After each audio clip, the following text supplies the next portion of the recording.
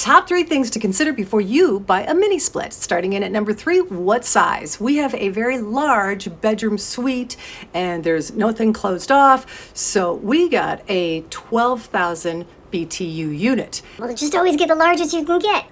No, because if it cools down too fast, it's not good for moisture that remains in the air.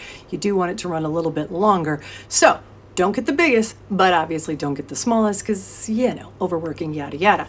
Number 2 thing to consider is where to place it. Now, this one is above my bed. You're thinking, that's not good. It's going to blow straight down.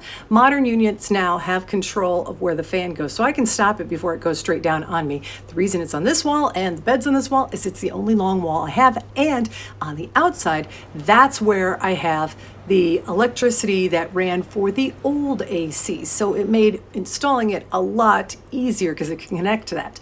And number 1 thing to consider is your installer. Here's the thing, this can be considered a DIY and often is. However, you are dealing with a good deal of electrical. You're going to be drilling at least a 3-inch diameter hole through your home.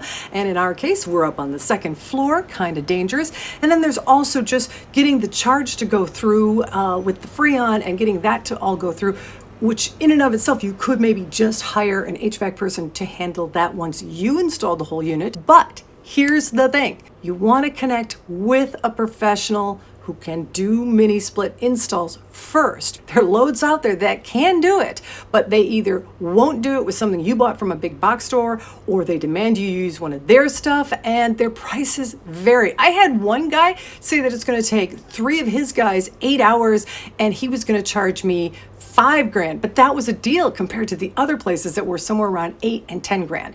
I finally found a better person, and they're taking care of me for just at $1,000. So yeah, shop around, find your installer first to make sure that you can get what you want done.